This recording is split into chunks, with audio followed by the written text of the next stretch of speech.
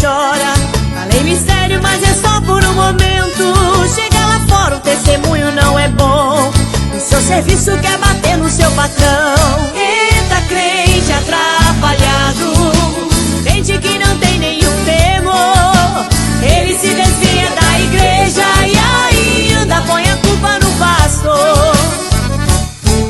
Na igreja quer ser o primeiro em tudo. Quando o pastor procura, cadê o irmão? E se ele leva uma correção, troca Jesus por uma religião. Eita, crente atrapalhado, crente que não tem nenhum temor. Ele se desvia da igreja e ainda põe a culpa no pastor. Crente atrapalhado, quando sai não sai sozinho. Ele carrega um monte de irmãos.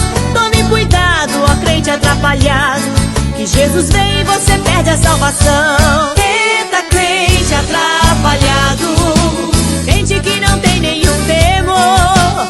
Ele se desvia da igreja e ainda põe a culpa no pastor.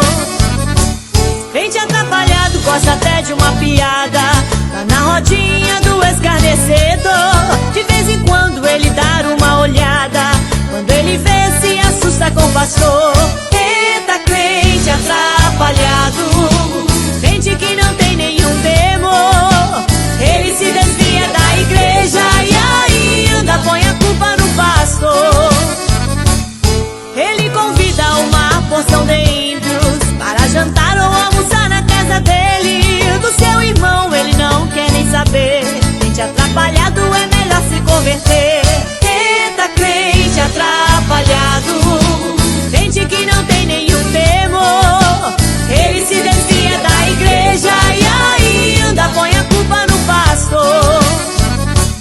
Pro seu vizinho ele só faz caridade, dá uns troquinhos, mostra ter muito amor. Mas na igreja é duro de coração, arruma briga e diz que tem dom de visão. Eita, crente atrapalhado, crente que não tem nenhum temor. Ele se desvia da igreja e ainda põe a culpa no pastor. Pro seu vizinho ele falta rastejar. Oh, me desculpe por aquilo que falei, mas na igreja ele dá uma de durão. Ele vai pro cemitério, mas não dá o seu perdão. Eita, crente atrapalhado, crente que não tem nenhum temor. Ele se desvia da igreja e ainda põe a culpa no pastor. Crente atrapalhado diz que sabe a Bíblia toda, mas não cumpre o que na Bíblia está. Quando o pastor pergunta qual é o mandamento, ele não sabe nem conhece o verbo amar.